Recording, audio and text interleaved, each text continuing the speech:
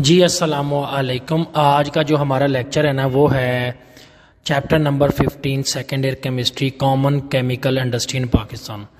अच्छा, ये chapter overall तो शॉर्ट क्वेश्चन और लॉन्ग क्वेश्चन दोनों के लिए ही इंपॉर्टेंट है, लेकिन बोर्ड में ज़्यादातर ये शॉर्ट क्वेश्चन के लिहाज से बच्चे अटैम्प्ट करते हैं और इसीलिए ज़्यादातर इसमें शॉर्ट क्वेश्चन आते हैं। हमारा आज के लेक्चर में दोनों चीज़ें ही कवर अप हो जाएंगी। और सबसे पहले हम स्टार्ट करते हैं जी common chemical industry in Pakistan. अच्छा, इस चैप्टर में अगर मैं आपको इंट्रोडक्शन बताऊं तो हमारे पास इसमें ओवरऑल इस चैप्टर के अंदर हम फर्टिलाइज़र को देखेंगे कि वो कैसे बनती हैं और उनके क्या यूजेस हैं, और इसके अलावा हम इसमें देखेंगे सीमेंट को, और लास्ट पे पेपर और चैप्टर ख़त्म हो जाएगा। हम बात को समझने के लिए, चीज़ों को गौर से देखने के लिए तवज्जो दरकार है। सबसे पहले अगर हम बात करते हैं तो इसका इंट्रोडक्शन है।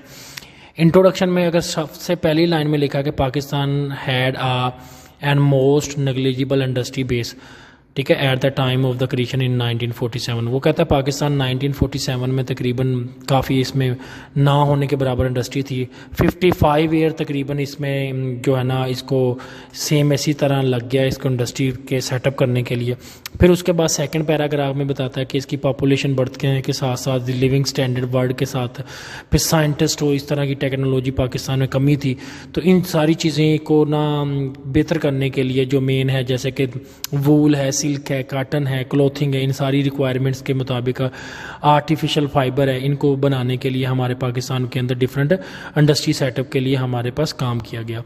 तो उसमें सबसे पहले अब हमारे पास फर्टिलाइज़र पहली इंडस्ट्री है जिसको हमने देखना है। नंबर 1 इस वक्त जो आपको नज़र आ रहा है ये फर्टिलाइज़र, इसका थोड़ा इंट्रोडक्शन दिया हुआ है कि फर्टिलाइज़र क्या है। तो सबसे पहले इंट्रोडक्शन बताया हुआ कि एग्रीकल्चर जो है ना वो सबसे ज़्यादा, यानी अगर हम आदम अलैहिस्सलाम से देखें तो सबसे पुराना एग्रीकल्चर सिस्टम चल रहा है। तो यहाँ पे हम बताएंगे कि एग्रीकल्चर जो है ना has been one of the oldest industry known of man. तो इसमें सबसे पहली डेफिनेशन होता है कि व्हाट इज़ मैन्योर, क्या होता है। फुजला जो जानवरों का होता है, जानवर के जो खाने पीने के बाद जो फुजलात होते हैं तो उसको हम मैन्योर कहते हैं। इसकी डेफिनेशन क्या है कि अगर आपको इस स्क्रीन पर नज़र आ रही है सबसे पहली line, the fertiliser dates back to beginning as agriculture, यहाँ बताया हुआ है कि 5000 BC के अंदर चाइनीज़ के अंदर जो है ना एनिमल का मैन्योर वगैरह बनाया जाता है, जिसकी डेफिनेशन है organic material use to fertilise the land. मैं आप लोगों को इस पूरे लेक्चर के अंदर ना तरतीब के साथ बताऊंगा कि कौन सा शॉर्ट क्वेश्चन बनता है और उसका क्या आंसर है। ये हमारा ओवरऑल चैप्टर पढ़ने का मकसद है और उसी शॉर्ट क्वेश्चन के अंदर ही हमारे लॉन्ग क्वेश्चन भी अटैम्प्ट हो जाएंगे। तो आपने तवज्जो से देखना है। पहला शॉर्ट क्वेश्चन जो बनता है वो ये है कि मैन्योर क्या है, the organic material which is use to fertilise the land and it usually consistent the faeces and urine of the domestic livestock. जो जानवर के फुजला और उनके यूरिन वगैरह के सारे चीज़ें होती हैं उनको हम कहते हैं मैन्योर।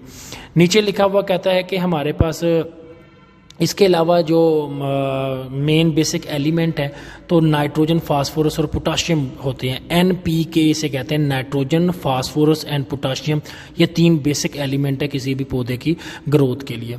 यहाँ से हमारा लेक्चर स्टार्ट हुआ जी। नेक्स्ट अगला क्वेश्चन है वो सबसे पहला वो ये कहता है कि पौधे की जो ज़रूरत के लिए ना 2 तरह के न्यूट्रंस चाहिए। हमने रोटी खानी होती है, खाना खाना होता है, उसके अलावा हमने पानी वगैरह पीना होता है। तो इस तरह पौधे के लिए उसको नाइट्रोजन चाहिए होती है, फास्फोरस चाहिए होता है, पोटाशियम चाहिए होता है, इस तरह के न्यूट्रंस चाहिए होती है जो कि उसके खुराक में पानी और रोशनी के अलावा उसकी ज़रूरत होती है खुराक बनाने में। तो वो वाले 2 तरह के होते हैं। नंबर 1 पहला क्वेश्चन हो आपका लिखा हुआ माइक्रो न्यूट्रंस के होते हैं, the nutrients which are required very small amount. ऐसे न्यूट्रन जो कम अमाउंट में चाहिए, किसके लिए? Growth of the plant is called micro nutrients. उसके बाद वो इनका नाम बताता है कि इनकी रेंज 6 से लेकर 200 ग्राम में होती, कम होते हैं ना तो पर एकड़। फिर उसके बाद वो कहता है कि ये बहुत ज़्यादा, it is may be a dangerous to add too much quantity because it is a poisonous as a large quantity. ज़्यादा इनको ऐड किया जाए तो ये बहुत ज़्यादा ख़तरनाक होते हैं। इनमें बोरोन है, कॉपर है, आयरन है, मैग्नीशियम है और मैग्नीज वगैरह है, क्लोरीन वगैरह है। उसके बाद अगला क्वेश्चन ऊपर वाले क्वेश्चन से लिया गया कि अगर माइक्रो न्यूट्रंस को ज़्यादा तादाद में दे दिया जाए तो क्या नुकसान है। वो कहता है माइक्रो न्यूट्रंस अगर ज़्यादा तादाद में दें तो ये पॉइजनस होते हैं। ये 6 ग्राम से 200 ग्राम ही होने चाहिए पर एकड़ फॉर ग्रोथ। अगर ज़्यादा क्वांटिटी देंगे तो पॉइजनस होते हैं। नेक्स्ट है मैक्रो न्यूट्रंस क्या होते हैं। वो कहता है माइक्रो न्यूट्रंस हमारे पास क्या होते हैं, the nutrients which are required in a large quantity. ऐसे न्यूट्रंस जो हमें हमें ज़्यादा क्वांटिटी में चाहिए होते हैं। अच्छा, किसके लिए? Growth of plant. अच्छा, अब ग्रोथ ऑफ प्लांट के लिए अगर हमें ज़्यादा क्वांटिटी में चाहिए तो ये कितने होते हैं? तो अगर आप एरो में देखें तो 5 किलोग्राम से लेके 200 ग्राम, ऊपर वाले 6 से लेके 200 ग्राम, और ये किलोग्राम में है पर एकड़। इसमें सबसे basic element nitrogen, phosphorus and potassium आ गया। अगला क्वेश्चन है व्हाट इज अ फर्टिलाइजर। मैं आपको एक मिसाल देता हूँ कि पौधे को अगर हम यूरिया देते हैं, इस तरह फास्फेट देते हैं, और इस तरह अमोनिया देते हैं, पौधे को फर्टिलाइजर देते हैं जो पौधे की रिक्वायरमेंट के लिए, तो उस सबस्टांस को फर्टिलाइजर कहते हैं। तो डेफिनेशन लिखी हुई है, the fertiliser are a substance which add into the soil. पौधे को हम जो फर्टिलाइजर देते हैं ना, वो उसकी जड़ों के अंदर, मिट्टी के अंदर ऐड करते हैं, ठीक है, to make its the deficiency of essential element. उन एलिमेंट की कमी को पूरा करने के लिए, मिसाल के तौर पे नाइट्रोजन, फास्फोरस, पोटाशियम वगैरह। क्यों? कहता है in order to enhance the natural fertility or replenish of the chemical element, या उसकी जो पैदावार बढ़ा सके या उस केमिकल की कमी को पूरा कर सके, ठीक है, taken up on the soil by a previous crop, या किसी फसल ने। मिसाल के तौर पे अगर देखें ना, आप खुद दिमाग से सोचें कि एक मेरे पास ज़मीन है जिसके अंदर मैंने बहुत ज़्यादा टमाटर काश किए हैं, वो ख़त्म होने के बाद मैंने फिर आलू लगा लिए, फिर उधर ख़त्म होने के बाद मैंने कुछ और लगा दिया है। तो ऐसा तो नहीं हो सकता कि मैं आपको एक रोटी दे के कहूँ कि एक मंथ इसी पे ज़िंदा रहना है। जब ज़मीन में बार बार आप क्रॉप्स लगाएंगे तो वहाँ उन पौधों को खुराक तैयार करने के लिए न्यूट्रिएंट्स भी तो चाहिए ना। तो वो न्यूट्रिएंट्स क्रॉप्स के बार बार लगाने से वहाँ ख़त्म हो जाते हैं। उनकी कमी को पूरा करने के लिए जिस चीज़ की हमें ज़रूरत होती है उसका नाम फर्टिलाइज़र है। अगला क्वेश्चन वही है, उसी से रेलेवेंट है कि फर्टिलाइज़र क्यों चाहिए। वो इसीलिए चाहिए कि हम बार बार क्रॉप्स को वहाँ पे क्रॉप्स जो है ना तब्दील करते हैं, कभी एक कभी दूसरी का, कभी हम गंदम, कभी कपास, कभी चावल। तो वो गंदम, कपास, चावल बार बार काश करने की वजह से पहले वाले पौधे पुरानी वहाँ पे न्यूट्रिएंट्स को इस्तेमाल कर लेते हैं। इससे होता क्या कि वहाँ कमी पैदा हो जाती है। जैसा कि एग्जाम्पल के तौर पे आपको नज़र आ रहा है, what are the fertiliser requirement. तो आगे वो कह रहा है कि हमारे पास कि यहाँ पे फर्टिलाइज़र की, तो इसमें ना हमारे पास फर्टिलाइजर की रिक्वायरमेंट वही है, रिपीटेड ग्रोथ। पहला लफ्ज ही वही है कि जो क्रॉप्स है ना वो बार बार रिपीटेड हो रही है in one field use as ah, ठीक है, nutrients of the top soil. अब मतलब ज़मीन की सतह पे जो मौजूद न्यूट्रिएंट्स हैं जो पौधे इस्तेमाल करके खुराक तैयार करते हैं, वो पिछली जो क्रॉप्स हैं उन्होंने इस्तेमाल कर ली हैं। As a result top soil became deficiency of nutrients, वहाँ कमी हो जाती है न्यूट्रिएंट्स की। To compensate the deficiency of the fertiliser are require, इस बात को पूरा करने के लिए हमें फर्टिलाइजर चाहिए। अगला क्वेश्चन है fertiliser compound and non fertiliser compound. जब आप लोग कैप्सूल खाते हैं, लोग यानी किसी को बीमारी लगती है तो वो कैप्सूल खाता है, तो कैप्सूल के अंदर केमिकल होता है, कैप्सूल का जो खोल होता है वो तो मेडिसिन नहीं ना होता। इसी तरह कुछ फर्टिलाइज़र ऐसी होती हैं जो पौधे को हम देते हैं तो उनके अंदर केमिकल होता है, वो खुद एज अ खोल जो है उनका वो फर्टिलाइज़र नहीं होता। तो यहाँ पे क्वेश्चन बनता है फर्टिलाइज़र और नॉन फर्टिलाइज़र। अब यहाँ पे डेफिनेशन वही जो हमने ऊपर फर्टिलाइजर की लिखी थी, substance which add into the soil to make the efficiency of the essential element like nitrogen, phosphorus वगैरह। तो वही डेफिनेशन दोबारा हम लिख देंगे जो फर्टिलाइजर की हमने अभी ऊपर क्वेश्चन नंबर अगर आप देखें तो 4 में देखी थी, ये वाली 4 वाली डेफिनेशन दोबारा लिख देंगे कि ये तो हो गए फर्टिलाइजर। लेकिन नॉन फर्टिलाइजर में बताएंगे दो substance which add into the soil to make the deficiency of the essential element but not use as a fertiliser, लेकिन फर्टिलाइजर नहीं होती। तो नीचे एग्जाम्पल दी हुई हैं।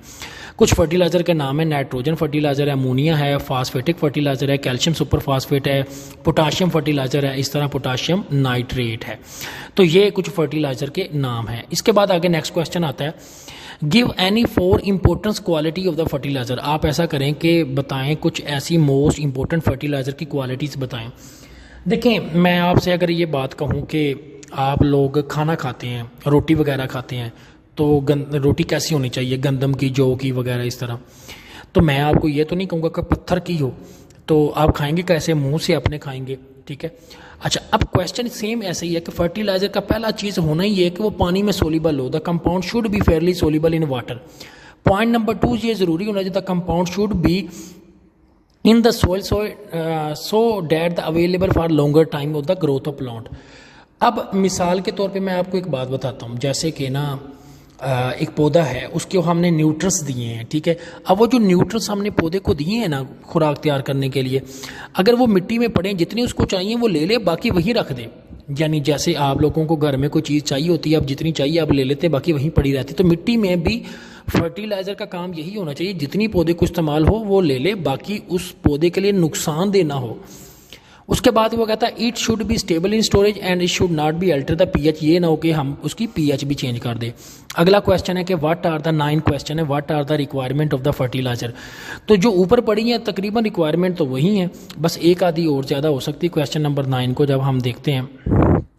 अच्छा, तो वो क्या है जी हमारे पास कि वो कहता है कि main what are the requirement, the basic requirement of the fertiliser is that, सबसे बेसिक रिक्वायरमेंट ये है it should be stable in soil, मिट्टी में रहे, स्टोरेज में, डिल्यूकोसेंट हो, ठीक है, और उसके अलावा hard stony material with that life time, पत्थर ना बन जाए पड़ा पड़ा, जिस तरह हमारी रोटियां पड़ी पड़ी सख्त हो जाती हैं वैसे ना हो जाए, और चीप होना चाहिए, सस्ता भी होना चाहिए।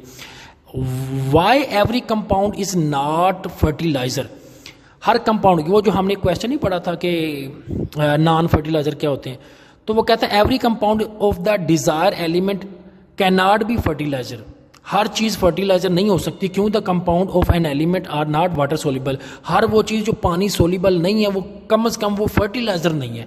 यानी जो कंडीशंस हमने क्वेश्चन नंबर 8 में पढ़ी है ना फर्टिलाइजर में, ये बातें होनी चाहिए, और ये बोर्ड का बड़ा मोस्ट इंपॉर्टेंट क्वेश्चन है। तो वो कहता है कि ये वाली जो बातें ना किसी पौधे में होनी चाहिए, तो वो अगर नहीं है तो इसका मतलब वो फर्टिलाइजर नहीं है, और अगर वहाँ ज़्यादा अरसे तक वो पौधा उसको ले ना सकता। वो आगे लिखा भी है plant they are can not be taken up by the एलिम। आपको पता है कि पौधे की सबसे फेवरेट जो फर्टिलाइजर है वो अमोनिया है। यानी जिस तरह आप लोग चलें कोई गोश्त वगैरह आपको ना मिले या और बहुत सारी चीज़ें पिज़्ज़ा पुज़्ज़ा आप ना खाएं, तो कम से कम रोटी पानी पे आप जिंदा रह सकते हैं। तो पौधे की जो बेसिक रिक्वायरमेंट है ना वो है अमोनिया। अब अमोनिया जो क्वेश्चन नंबर 10 आपके सामने स्क्रीन में मौजूद है, तो इस वक्त आप इसको अगर देख सकते हैं कि अमोनिया के बारे में वो ये कह रहा है कि अमोनिया जो NH3 है, एक तो ये लिक्विड स्टेट में भी हो सकती है, एनहाइड्रस मतलब जिसमें पानी ना हो वो भी हो सकती है, लेकिन इसको directly applied to the soil, ठीक है, बाय जो है इंजेक्टिंग 6 इंच, ज़मीन के लिए ख़ास किस्म के आलात बनाए गए हैं कि जिस तरह हमारी सुरिंज जो है ना एक बंदे को इंजेक्शन लगाते हैं तो उसके जिस्म के अंदर वो सुई पूरी दाखिल हो जाती है, इसी तरह कुछ एग्रीकल्चर के ऐसे आलात बनाए गए हैं जो तकरीबन 6 इंच तक ना ज़मीन के अंदर इस फर्टिलाइज़र को इंजेक्ट कर देते हैं। अगर ना करें तो इसका नुकसान है। इसका अब अलग से क्वेश्चन भी बनेगा। तो क्या है, लिक्विड एनहाइड्रस और उसके अलावा 6 इंच इसको इंजेक्ट करते हैं और 82% इसमें नाइट्रोजन है। अगला क्वेश्चन वो कहता है कि what are the role of nitrogen in plant growth, पौधे की ग्रोथ के लिए नाइट्रोजन क्यों ज़रूरत होती है। तो nitrogen is required during the early stage, जो नाइट्रोजन है किसी भी पौधे की वो शुरू में चाहिए, यानी जब आप पौधे को लगाते हैं बीज वगैरह तभी। और उसके अलावा फिर पौधा जब थोड़ा सा बड़ा होता है उसकी डेवलपमेंट ऑफ स्टेम, उसका तना और पत्ते के लिए, फिर उसके अलावा प्रोटीन जो खुराक तैयार करता है, उसके पत्तों का जो कलर ग्रीन रहता है वो भी नाइट्रोजन की वजह से, उसके अलावा इसमें खुराक तैयार करने में भी है। अब यहाँ पे जो मैं क्वेश्चन पढ़ूँ ना, क्वेश्चन नंबर 12, ये एक बोर्ड के लिहाज से लॉन्ग भी बनता है और शॉर्ट क्वेश्चन भी सारे। पहला है कि हाइड्रोजन कैसे बनता है, तो सिंपल है CH4+ वाटर, हाइड्रोजन और कार्बन। ये आप ना भी करें तो आप क्वेश्चन नंबर 2 से भी स्टार्ट कर सकते हैं। Preparation of ammonia first year में भी आपने पढ़ा था, नाइट्रोजन और हाइड्रोजन मिलकर अमोनिया बनाते हैं। आयरन, मैग्नीशियम ऑक्साइड, Al2O3 और SiO2 की कैटलिस्ट की मौजूदगी में 200 से लेकर 450 डिग्री हाइबर प्रोसेस कहते हैं, और ये अलग से शॉर्ट क्वेश्चन भी बनता है। अमोनियम कार्बामेट क्या है, इसमें अमोनिया और कार्बन जो डाइऑक्साइड है इन दोनों को मिला के ना तो अमोनियम कार्बाइड बनाते हैं। अगर आप यूरिया का फार्मूला देखें ना तो वो ये होता है NH2CONH2। तो सिर्फ आपने ये फ़र्क देखें कि ये जो मैं आप लोगों को इस वक्त स्क्रीन पे एरो नज़र आ रहा है ना NH2CO, और इधर आना चाहिए था NH2, यहाँ पे सिर्फ फार्मूला क्या आ गया ONH4, तो ये बन गया अमोनियम कार्बाइड। तो अगर हम थोड़ा सा आगे चलते हैं ना तो ये देखें आप लोगों को इस वक्त स्क्रीन पे नज़र आ रहा है ये क्वेश्चन नंबर 4, पॉइंट नंबर 4।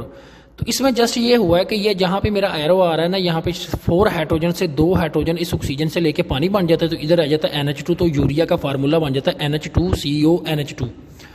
तो ये बन गया इस तरीके से। कंसंट्रेशन ऑफ यूरिया का मतलब है कि गाढ़ी यूरिया जिसमें यूरिया ज़्यादा 99.7%।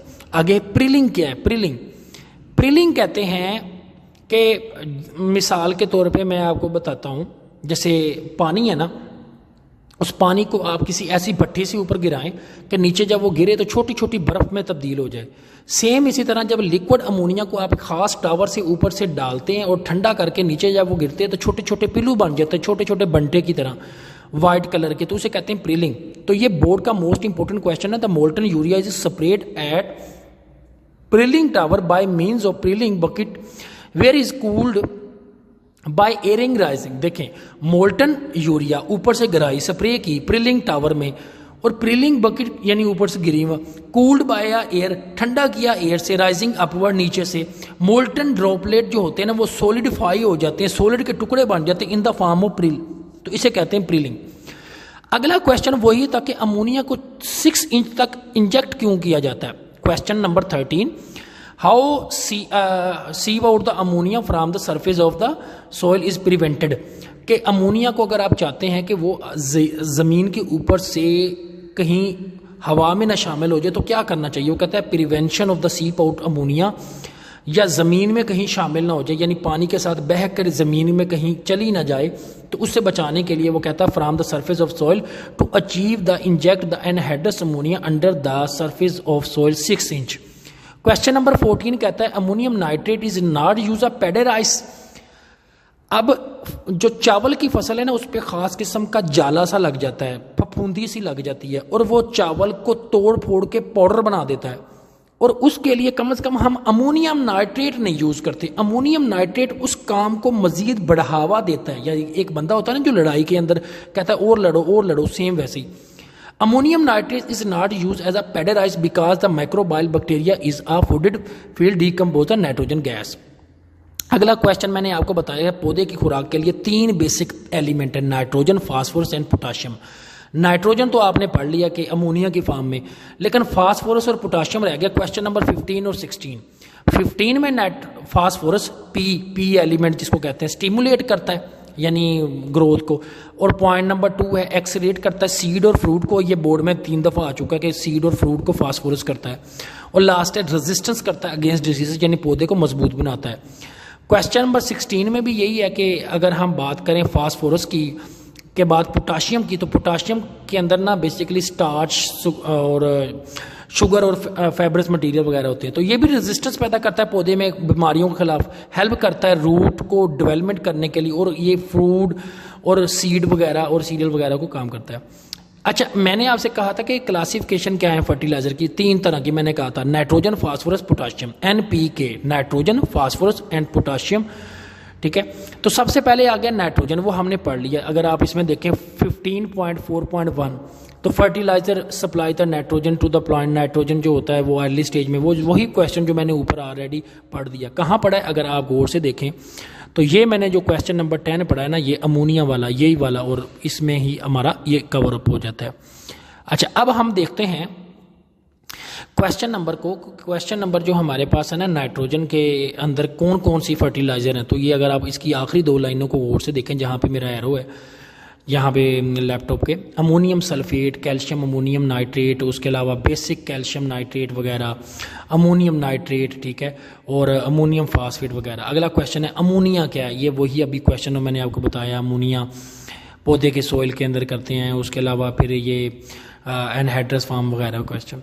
अगला क्वेश्चन यूरिया हम पढ़ चुके हैं, और ये यूरिया के सारे स्टेप है, और ये यूरिया का स्टेप है नंबर 1, दोनों का मिलना, अमोनियम कार्बेट, डीकम्पोजिशन, सिंथेसिस, फिर एवेपोरेशन, फिर प्रिलिंग, और प्रिलिंग के बाद यूरिया, प्रिलिंग के बाद बुकेट बन के फाइनल हो जाता है। The next question is ammonium nitrate.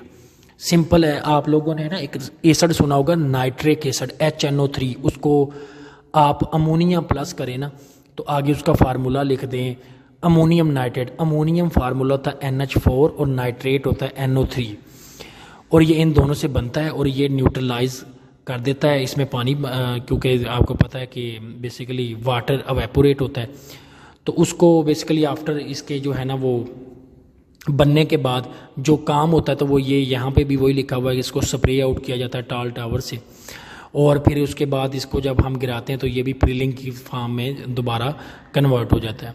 अच्छा, अमोनियम नाइट्रेट जो होती है ना वो 33 से लेकर 33.5% नाइट्रोजन रखती है, और फिर आगे वही क्वेश्चन मैंने अभी बताया कि it is useful for the fertiliser many crops, लेकिन पैडे राइस में नहीं होता है। क्योंकि क्यों नहीं होती, अभी हमने क्वेश्चन पढ़ लिया हुआ। तो next question is a phosphatic fertiliser. देखें मैं हर उस क्वेश्चन को छोड़ दूंगा जो हमने ऑलरेडी डिस्कस कर लेंगे अच्छे से, यानी ये क्वेश्चन एक जगह पे अच्छे से डिस्कस हो गया और दोबारा उसका जिक्र आया है तो उस टॉपिक में, तो फिर हम उसको नहीं डिस्कस करेंगे।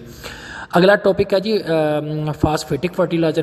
फास्फेटिक फर्टिलाइजर में जो आपको मैंने रीड करवाया कि फास्फोरस क्या होता है। देखिए मैं आपसे पहले ही कह रहा हूँ कि 3 बेसिकली चीज़ें हैं, nitrogen, phosphorus and NPK, nitrogen, phosphorus, potassium and calcium. अगर आप ये देखें ना गौर से, तो इस वक्त आप लोगों को जो स्क्रीन पे नज़र आ रहा है, ये देखें, ये मैंने रोक दिया। क्वेश्चन नंबर 10 क्या है, अमोनिया, नाइट्रोजन आ गया, ठीक है। उसके बाद आप नीचे आ जाएं। अब आप क्वेश्चन नंबर 14 के बाद 15 और 16 देखें, ये क्या है, फास्फोरस, और क्या अगला क्या है, पोटाशियम। तो हो गए तीनों, तो ये हमने स्टडी कर लिए।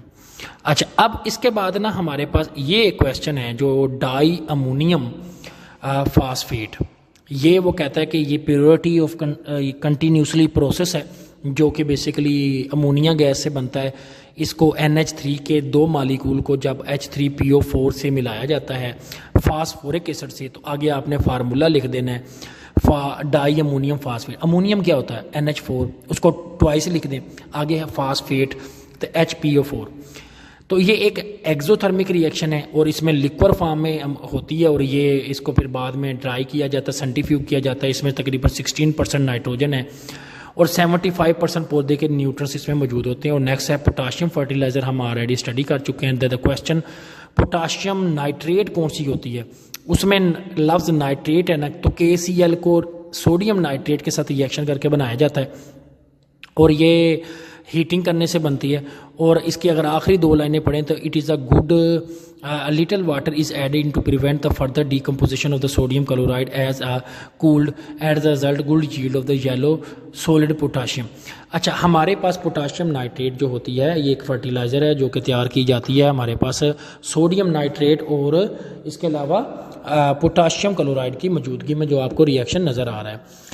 आखिरी टॉपिक है जो कि जस्ट रीड आउट है। ये टॉपिक वो टोटल MCQs है, जिसमें लिखा हुआ है कि फर्टिलाइजर इंडस्ट्री पाकिस्तान में क्या है। तो हम इसमें जस्ट रीड आउट करेंगे MCQs के लिए कि पाकिस्तान में एसेंशियल एग्रीकल्चर जो कंट्री है, तो लिहाजा पाकिस्तान के अंदर एग्रीकल्चर जो है इसको कंपनसेट करने के लिए हमारे पास फर्टिलाइज़र वगैरह। तो इसमें जो आखिरी 3 लाइनें जहाँ लिखा हुआ 14 फर्टिलाइज़र प्लांट हैं, जिसमें 2002 के मुताबिक पाकिस्तान पे इतने मेट्रिक टन फर्टिलाइज़र बना सकता था। इसके बाद आ जाता है अगला टॉपिक, नेक्स्ट ये है जी हमारे पास सीमेंट। अच्छा, अगर हम बात सीमेंट की करते हैं तो जो सीमेंट है हमारे पास, तो सीमेंट जो मटेरियल है, तो इस सीमेंट के अंदर अगर हम ये देखते हैं कि इसका इंट्रोडक्शन क्या है, ये बनता कैसे है, और इसके फिर सीमेंट कितनी तरह का होता है और इसके यूजेस कैसे हैं, तो इन बातों को अगर मद्देनजर रखते हैं, सबसे पहले आ जाता है सीमेंट। देखें अर्ली हिस्ट्री में सबसे पहले पहली लाइन में देखें, the cement is a very most important building material which are first introduced by the English mason Joseph Aspdin जो साइंटिस्ट है उसने सबसे पहले, देखिए जब भी आपको कभी भी ज़िंदगी में ना सीमेंट आए ना, तो 2 चीज़ें पता होनी चाहिए, एक लाइमस्टोन और दूसरा क्ले, लाइमस्टोन क्ले। और आपको पता है दुनिया में ना सबसे पहले इसका नाम पोर्टलैंड सीमेंट होता था, क्योंकि इंग्लैंड के अंदर एक पहाड़ी थी जिसका नाम था पोर्टलैंड, उस रॉक से ये मिलता जुलता था, इसीलिए इसे पोर्टलैंड सीमेंट कहते थे, ठीक है। तो ये क्वेश्चन भी है। अगला क्वेश्चन है इसकी डेफिनेशन, वो अगर आप देखें तो आपको तब समझ आएगी जब आपको ये टेबल सामने नजर आया कि ये टेबल में सारे मटेरियल है, ये 2 तरह के होते हैं। कौन कौन से होते हैं, तो ये आपको इस वक्त स्क्रीन पर नजर आ रहा है।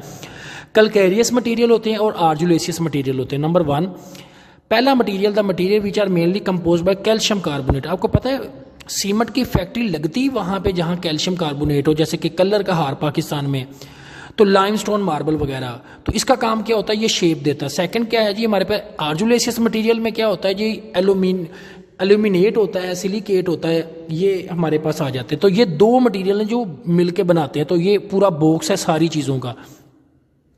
तो ये दोनों मटेरियल जो बेसिकली बर्निंग इंटीमेट, वो कहता है mix of the calcareous and argillaceous material, इन दोनों को मिक्स करके हाई टेम्परेचर पे एक क्लिंकर तैयार करते हैं, पाउडर बन जाता है जिसको हम सीमेंट कहते हैं।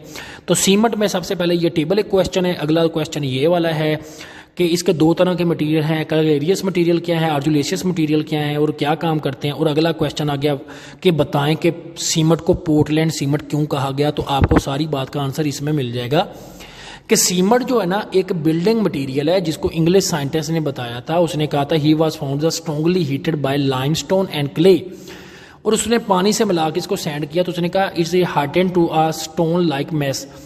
उसने कहा एक पहाड़ है जिसका नाम है पोर्टलैंड रॉक्स, कहता है ये उससे मिलता है। The name is Portland rocks is given by the, उसमें लाइमस्टोन, सलीका वगैरह, एल्यूमिना और मैग्नीज वगैरह होता था। आगे नेक्स्ट आ जाते हैं। तो अगला क्वेश्चन है जी सीमेंट को बनाए थे कैसे हम। तो सीमेंट को बनाने के लिए वो कहता है देखिए आपने फैक्ट्री लगानी सीमेंट को, तो कहता है दो तरह का होता है कि ड्राई एक वेट। पहली लाइन में पढ़े the manufacturing of the cement is involve either dry और वेट प्रोसेस। तो तीन बातों का ख्याल रखना, physical condition, local climate and price of fuel. देखें आप लाहौर के अंदर जो है ना मिड में नहीं फैक्ट्री लगा सकते सीमेंट की, क्योंकि इतनी तोड़ फोड़ गट्टा मिट्टी इतना यानी वो सारा खराब होगा कि माहौल आलूदा होगा, जिसकी वजह से लाहौर के प्रॉब्लम्स आएंगे पोल्यूशन के। तो आपको इसको थोड़ा सा बाहर लगाना पड़ता। सेकंड, पानी को भी आपने देखना है। तीसरा ये कि आए दिन वहाँ बारिश भी ना होती रहे, थोड़ा सा आपने एक ऐसा वेदर कंडीशन भी देखनी। तो चौथी आपने ये भी देखना है कि वहाँ पे जो मटेरियल आपको चाहिए, देखिए मिसाल के तौर पे कैल्शियम कार्बोनेट को आप किसी जगह से बहुत बड़े ट्रकों से लाद के लेके आएँ, और जब आप लेके आएंगे तो आप मुझे ये बताएं कि उसके लाने की वजह से आपका जब आप लेके आएंगे तो अगर वो महंगा पड़ गए तो फिर सीमेंट जो है आप लोगों का वो महंगा नहीं पड़ना चाहिए। यानी वो जब आप लोग उस सीमेंट को लेके आते हैं ना कहीं से भी, तो सीमेंट आप लोगों का सस्ता होना चाहिए। तो इसमें तीन चीज़ें हैं, फिजिकल कंडीशन, रॉ मटेरियल जो है, प्राइस ऑफ फ्यूल, और उसके अलावा तो इसमें ना हमारे पास जो मेन तीन चीज़ें आ जाती हैं कि नंबर वन ये कि physical condition of raw material, और उसके अलावा फिर लोकल क्लाइमेट और प्राइस ऑफ फ्यूल। पाकिस्तान के अंदर दोनों ही तरीके से बनाया जा सकता है, ज़्यादातर वेट प्रोसेस से बनता है। तो नंबर वन वेट प्रोसेस को देखते हैं। वेट प्रोसेस में अगर आप देखें क्रशिंग है, ग्राइंडिंग है, उसके अलावा mixing the raw material, heating है, उसके अलावा अगर आप देखेंगे उसमें क्लिंकर वगैरह है और उसमें मज़ीद जिप्सम ऐड करते हैं। तो मैं इसको बड़ा शॉर्टली ब्रीफ करता हूँ। सबसे पहले नंबर है क्रशिंग ग्राइंडिंग।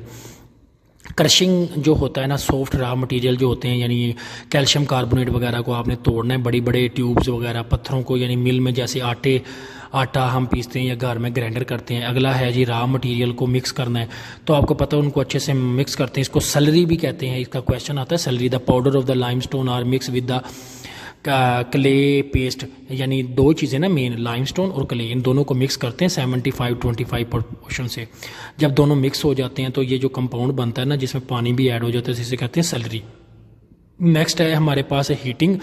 हीटिंग में रॉ मटेरियल को क्या करते हैं, हीट करते हैं, और हीट में रोटेट भी करवाया जाता है। ये एक बहुत बड़ा भट्टी है जिसमें तकरीबन 15 से लेके 8 तक तकरीबन इसका डायामीटर होता है। तो चौड़ाई और लंबाई भी काफ़ी ज़्यादा होती है। अगर नीचे आप आ जाएं तो वो कहता है कि हॉरिजॉन्टली फार्म एक ऐसा बड़ा टावर है जहाँ पे तकरीबन काफ़ी देर इसको घुमाया जाता है आस्ता आस्ता, और फिर उसमें साथ हीट भी किया जाता है। तो अगला है प्री हीटिंग जोन, जिसके अंदर हम मज़ीद थोड़े से केमिकल ऐड करते हैं, Al2O3, SiO2, Fe2O3 वगैरह, इसको इसके अंदर ऐड कर देते हैं। आखिर में डीकम्पोजिशन आ गया जोन, जिसमें हम 1500 डिग्री पे कैल्शियम कार्बोनेट को तोड़ते हैं, और बर्निंग जोन आ जाता है जिसमें मज़ीद हम कुछ केमिकल को साथ ऐड कर लेते हैं। और उसके बाद कूलिंग जोन है, अब ठंडे की तरफ जा रहे हैं। और उसके बाद आ जाता है हमारे पास क्लिंकर। क्लिंकर के क्वेश्चन आता है कि जब प्रोडक्ट हमारी, यानी ये देखें ना, the resulting product obtain bye a clink, भट्ठी से हासिल होने वाली फाइनल प्रोडक्ट, उसको सीमेंट कहते हैं। और ये तकरीबन ग्रीनिश ब्लैक कलर का सीमेंट होता है, और ये ग्रे बॉल होता है। अभी इसको हमने जिप्सम नहीं ऐड किया, उससे पहले की बात कर रहे हैं, तो उसको हम कहते हैं क्लिंकर। तो अगर आप इसको गौर से देखें ना, तो ये आपको इस वक्त स्क्रीन पर लाइमस्टोन आ गया, फिर रोटेटरी क्रशर आ गया, फिर रोटेटरी जो है ना क्रशर के बाद स्क्रीनिंग आ गया, फाइन जिप्सम पे, उसके बाद फाइन ग्राइंडिंग है, फिर उसके बाद मिल में डालते हैं, फिर उसके बाद कलेक्ट करते हैं, क्लिंकर है, फिर कूल करते हैं, क्लिंकर ग्राइंडिंग है, फिर ग्राइंडिंग है, फिर उसके बाद सीमेंट सलीका वगैरह उसमें जिप्सम वगैरह ऐड करके हम ऐड करते हैं।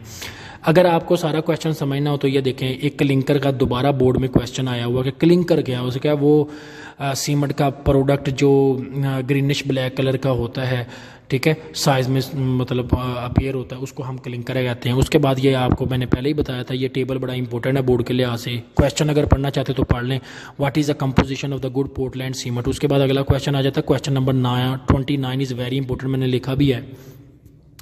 इसमें आ जाता है what is the role of gypsum. Gypsum जो है ना बेसिकली वो ऐड किया जाता है सोइल में एज ऐड करते हैं इसलिए कि उसको इंक्रीज़ कर सके सिटिंग टाइम को। अच्छा, अब सिटिंग टाइम को अगर वो इंक्रीज़ करता है, बढ़ाता है, तो इट मे बी 2 या 5% हो सकता है। आगे आपको वो जो जोन बता रहा था, ये सारे जोन आगे dry, pre heating, burning zone और कूलिंग जोन। अगर आप लोग ये PDF लेना चाहते हैं तो आप नीचे लिंक पे व्हाट्सअप पे मैसेज कर सकते हैं, तो आप लोगों को ये PDF मिल जाएगा, उससे आप ज़्यादा आसान तैयार कर सकते हैं। ओनली वही PDF तैयार कर लें तो पूरा चैप्टर तैयार हो जाता है।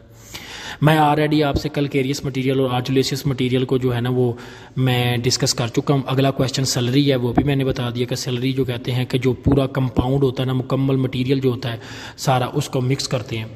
जैसे कि मिसाल के तौर पे सस्पेंशन जो हमारे पास containing appreciable quantity of the solid the material which are finely ground powder limestone वगैरह, ये सारा होता है, तो उसे हम सैलरी कहते हैं।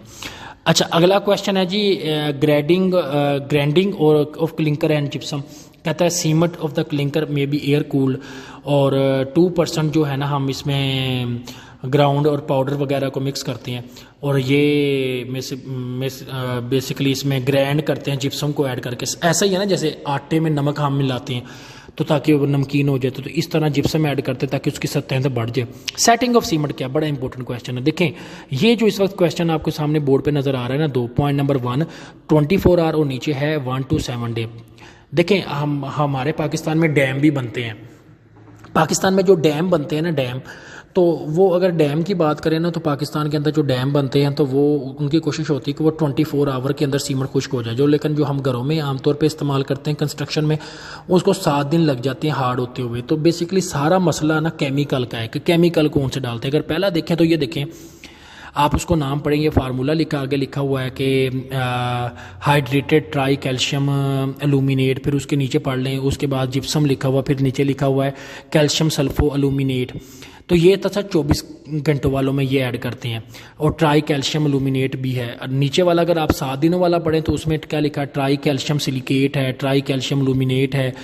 तो उसके अलावा फिर कैल्शियम हाइड्रोक्साइड है, कैल्शियम एल्यूमिनियम हाइड्रोक्साइड है। तो इस तरह ये सारी चीज़ें ऐड की जाती हैं। तो इनमें मटेरियल का नाम याद करना पड़ेगा, कौन कौन सा केमिकल 7 वाले दिनों में डाला जाता है, कौन सा 24। ये एक MCQ टॉपिक है कि पाकिस्तान की सीमेंट इंडस्ट्री कैसी है। पाकिस्तान जब बना था 1947 में, उस वक्त पाकिस्तान में जो तकरीबन 1 साल में प्रोडक्शन थी, तो वो आपके सामने टन्स लिखे हुए हैं। और 1954 के अंदर भी कितना सीमेंट हम प्रोडक्शन करते थे, और अभी तक तकरीबन पाकिस्तान में 22 फैक्ट्रियाँ लग चुकी हैं, अभी शायद इससे भी ज़्यादा। तो 22 फैक्ट्रियों की कितनी प्रोडक्शन है, तो ये टन में आपको याद करनी पड़ेगी। अच्छा, हमारा आज का जो आखिरी लेक्चर का पोर्शन है वो है पेपर इंडस्ट्री। तो पेपर किससे बनता है, लकड़ी से, और किससे बनता है, गंदम के भूसे से, और किससे, चावल के भूसे से। तो कैसे बनता है, तो पहले तो डेफिनेशन लिखा हुआ है कि the word is drive from the name of the reedy plant as a papyrus. ये एक पौधा होता था जो कि ना बेसिकली दरियाए नील में, इजिप्ट के अंदर ना इसको लिखाई के तौर पे इस्तेमाल किया जाता था, इस पौधे के जो पत्तों वगैरह को। तो इसलिए उसी से पपायरस का नाम लिया हुआ है, ठीक है। तो उसके बाद अगला क्वेश्चन आ जाता है कि फिर चाइना के अंदर भी वो कहता है कि कब इसकी दरियाफ्त हुई, फिर उसके बाद ये MCQs के लिए है। और उसके अलावा फिर इसको डिफरेंट जो है ना प्रॉपर्टीज़ वगैरह नाम दिया। तो सबसे पहले डेफिनेशन है। डेफिनेशन वो कहता है कि बेसिकली शीट मटीरियल जो है, नेटवर्क ऑफ जो है नेटर्स, ये सेलोजिक फाइबर है, मटेरियल है जो एक्वस सस्पेंशन के थ्रू बनता है। हमारे पास सबसे मेन क्वेश्चन आ जाता है what is woody and non woody material. Paper बनाने के अंदर 2 तरह के मटेरियल इस्तेमाल होते हैं। पहला नंबर मोस्ट इंपॉर्टेंट है जी woody material, wheat straw, rice straw, bamboo, और उसके अलावा काटन स्टॉक, उसके अलावा जो है ग्रासेस वगैरह। तो इस तरह पॉपुलर है ये। तो ये हमारे पास वुडी और नॉन वुडी मटेरियल आ गया। अच्छा, कहता है पपलिंग प्रोसेस जो होता है कि कितने तरीके हैं जिनसे आप पेपर बना सकते हैं। तो पहले बोर्ड पे लिखा हुआ है, देखें अगर आप, एक क्राफ्ट है, एक सल्फेट है, एक है neutral sulphate semi chemical process NSSC। ये बड़ा इंपॉर्टेंट है क्योंकि इसमें सबसे ज़्यादा पेपर बनता है, मटेरियल ज़ाया कम होता है। अगला क्वेश्चन है कि इस प्रोसेस में होता क्या है। वो अगर आप रीडिंग करें ना तो ये मेरा एरो देखें जहाँ पे कंप्यूटर के हवाले से, the process of utilise to sodium sulphate cooking liquor which are the buffered into the sodium carbonate NaOH and neutralise the organic acid as elevated. कहता है नॉन वुडी मटेरियल में जो are use the process which wheat straw rice and ठीक है, इस तरह की चीज़ों को ऐड किया जाता है। अब वो कहता है neutral sulphate semi chemical process जो होते हैं वो कटिंग में, ड्राइंग में, वीट ठीक है, वीट क्लीनिंग में, स्क्रीनिंग में, डाइजेशन, और उसके अलावा ब्लो टैंक, उसके बाद पल्प वाशिंग, ब्लीचिंग, तो पेपर और स्टॉक प्रिपरेशन, ये सारे प्रोसेस हैं जो मुकम्मल करने के। अगर आपको ये देखें तो तकरीबन 10 हैं। कटिंग में क्या करेंगे आप, सबसे पहले अगर आप देखें कि एरो के जो मटेरियल है उसको आप कट कर लेंगे। ड्राई क्लीन में क्या करेंगे, आप कहेंगे कि उसमें मिट्टी रेत वगैरह है तो उसको आप पहले तो अगर वो देखें गीला है तो उसको ड्राई भी तो करना ज़रूरी है। वेट है, वेट क्लीनिंग में हम उसे करते हैं कि मतलब मिसाल के तौर पे जैसे गंदम का भूसा है तो उसको हम पानी में डिप करते हैं ताकि उसमें मिट्टी वगैरह निकल जाए, क्योंकि जो पेपर बनना है वो गंदा तो नहीं बनाना। तो इसलिए ना हमारे पास अगला टॉपिक आ जाता है स्क्रीनिंग। स्क्रीनिंग में इसमें लकड़ी के बड़े बड़े टुकड़े या इसमें कोई आ जाता है मिसाल के तौर पे लोहे का टुकड़ा या कोई मैग्नेट वगैरह, उसको लग करने के लिए इस्तेमाल करता है। डाइजेशन में सबसे मेन टॉपिक है 5वां, जिसमें एक बड़ा सा टैंक होता है जिसमें वो कहता है वेट सिलो जा material is send into the digestion, जिसमें हम तकरीबन 10 मीटर तक बड़ी लेंथ का एक जो 2-2 मीटर के वो टैंक होते हैं, स्टील के बने होते हैं, और वहाँ पे इस यूनिट के अंदर हम क्या करते हैं कंटिन्यूसली उसको ब्लीच के अंदर डिप करते हैं, और फिर वो कहता है उसकी बॉटम तक लिक्विड में इंजेक्ट करते हैं। और ये इसमें pH तक का लेवल 7 से 9 होता है, और उसके अलावा रिजोल्विंग पावर 2.5 होती है, और 160 से लेके 180 टेम्परेचर भी रखते हैं। ब्लो टैंक क्या होता है, ब्लो टैंक में क्या होता है कि इसके अंदर हम कुक जो मटेरियल होता है ना उसको हम ब्लो टैंक के अंदर पंप्ड करते हैं, सेंट्रीफ्यूज करते हैं, घुमाते हैं। पल्प वाशिंग क्या होता है कि मज़ीद जो मटेरियल बन चुका होता है तो उसको वॉश भी करना होता है, और उसको ताकि उसमें सोलिबल कलर वगैरह कंपाउंड जो भी हैं वो लैदा हो जाए। तो अगर आप गौर से देखें ये सारी उसकी स्क्रीनिंग टोटल आ गया। फिर आ गया ब्लीचिंग। ब्लीचिंग का मतलब मेन होता है कि ब्लीच टावर के अंदर ना हम ब्लीच देखें वाइट कपड़े से भी दाग निकालने के लिए ब्लीच इस्तेमाल करती है। तो यहाँ पे भी कहता है pulp is obtaining from the chemical pulp. कहता है वो जो हमारे पास केमिकल आता है ना तो उसमें वो ये कहता है कि इसमें जो कलर होता है ना ब्राउन कलर का होता है जो लकड़ी होती है, तो वो अनसूटेबल है बेसिकली प्रिंटिंग के लिए और पेपर बनाने के लिए। तो उसको वॉश करने के लिए हम इस्तेमाल करते हैं ब्लीचिंग टावर। वो कहता है पाकिस्तान के अंदर ना ज़्यादातर वो क्या होता है कि पाकिस्तान में ब्लीचिंग के लिए वो कहता है also done by chlorinated dioxide या सोडियम हाइपोक्लोरेट को इस्तेमाल किया जाता है। बड़े बड़े टैंक में 45 से 60 डिग्री टेम्परेचर रख के उसमें बार बार उसको किया जाता ताकि पेपर ब्राइट हो जाए, उसमें से जितना भी गंदा कलर वगैरह या इस तरह की इम्प्योरिटीज़ हैं या ब्राउन कलर है वो ख़त्म हो जाए। उसके बाद है स्टॉक प्रिपरेशन। तो फिर हमारे पास जो मटीरियल है उसको इकट्ठा किया जाता है और मशीन के साथ, फिर उसको पेपर को मेकिंग मशीन उसमें लगाया जाता है। फिर उसका फ्लोट सप्लेटर है जो उसको दबाता है कि वो जितना भी गोदा वगैरह है जो मटेरियल है उसके अंदर से पानी निकल जाए। हेड बॉक्स में मजीद दबाया जाता है ताकि कोई पानी रह ना जाए। फॉर ड्रेनर टेबल में मजीद इतना दबाया जाता है कि वो शीट्स बन जाती है ताकि वो ड्राई भी हो जाती हैं, और प्रेस सेक्शन में प्रेस करके मुकम्मल तौर पे शीट्स बना ली जाती हैं, और ड्राई सेक्शन में आखिरी दफ़ा मजीद ड्राई किया जाता है ताकि वो ना उसके जो शीट्स हैं उसके अंदर कोई नमी ना रह जाए। और कैलेंडर स्टॉक के अंदर हम रील्स बना लेते हैं बड़े बड़े मटीरियल की, और रील्स जब बन जाती है तो फिर उसको कटिंग कर लेते हैं। ये हमारा पूरा पिक्चर नज़र आ रही है आप लोगों को जो इस हवाले से। हमारा आज के लेक्चर का आखिरी हिस्सा है वो है पेपर इंडस्ट्री। तो पेपर इंडस्ट्री में अगर हम देखें तो वो कहता है पेपर इंडस्ट्री जो है ना इंपॉर्टेंट इकोनॉमिकली पाकिस्तान में। ये MCQs के लिए 1947 में जब पाकिस्तान की कोई भी इंडस्ट्री नहीं थी और पाकिस्तान को बाहर से मंगवाना पड़ता था सारा पेपर, आज भी काफ़ी हद तक ऐसा ही है। फिर उसके अलावा वो कहता है पाकिस्तान में कंजप्शन तकरीबन 5 kg पर पर्सन पे आता है आजकल तकरीबन पाकिस्तान में जितना पेपर हम इस्तेमाल करते हैं। और 30% पेपर पल्प जो बनता है ना as well as a public sector, यानी गवर्नमेंट के अंदर जो गवर्नमेंट के कागज़ हैं अदालतें वगैरह या यहाँ पे इस्तेमाल सबसे ज़्यादा पेपर का है। पेपर में एक क्वेश्चन आता है व्हाट इज़ लिग्निन। लिग्निन जो होता है ना एरोमेटिक पॉलीमर है जो पेपर की मटीरियल यानी कंपोजिशन के साथ मिलाते हैं, जो basically cell wall almost as a dry plant है जो कि इस्तेमाल होता है पेपर में ब्राइटनेस के लिए, तो इसके लिए इस्तेमाल करते हैं। तो ये एक लिग्निन का क्वेश्चन था। तो ये पेपर था हमारे पास ओवरऑल, और अगर आप इसमें देखें तो ये आपके पास क्वेश्चन है।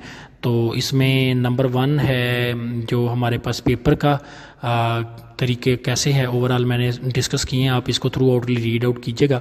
अगर मैं पेपर के हवाले से क्वेश्चन बताऊं तो इसमें ये जो आखिरी क्वेश्चन है तो इसमें कोई 4 आपने पॉइंट करने होते हैं, जैसे फ्लोर स्प्लेडर है, हेड बॉक्स है, फॉर ड्रेनर टेबल है, प्रेस सेक्शन है। इसी तरह ये ऊपर वाले हैं, ब्लीचिंग टावर इंपॉर्टेंट है, उसके अलावा फिर यहाँ पे डाइजेशन इंपॉर्टेंट है, बाकी इतनी इंपॉर्टेंट नहीं है पेपर में वुडी और नॉन वुडी मटेरियल बड़ा इंपॉर्टेंट है और इसकी डेफिनेशन बाकी आपके पिछला ऑलरेडी हम डिस्कस कर चुके हैं, जिसमें सीमेंट के अंदर जो है ना 24 आवर 7 दोनों इंपॉर्टेंट है और इसके अलावा सैलरी इंपॉर्टेंट है, कल इनके मटेरियल के नेम इंपॉर्टेंट है, ये टेबल इंपॉर्टेंट है, रोल ऑफ जिप्सम भी इंपॉर्टेंट है। उसके अलावा हमने इसमें डिस्कस किया है ये कंपोजिशन को ऑलरेडी हमने क्लिंकर के बारे में कहा था इंपॉर्टेंट है, इसके जोन का सिर्फ टेबल इंपॉर्टेंट है, बाकी ये याद करने की ज़रूरत नहीं है। उसके अलावा क्या ख्याल रखना चाहिए कि ड्राई कैसे लगती सीमेंट, उसके अलावा पोर्टलैंड सीमेंट क्या होता है ये इंपॉर्टेंट है। उसके अलावा इन दोनों के मटेरियल क्या होते हैं ये इंपॉर्टेंट है। उसके अलावा सीमेंट की डेफिनेशन कर सकते हैं। उसके अलावा फर्टिलाइज़र का ऑलरेडी हम डिस्कस कर चुके हैं। तो हमारा आज का लेक्चर यहीं पे ख़त्म हुआ और दुआओं में याद रखिएगा। अल्लाह हाफिज़।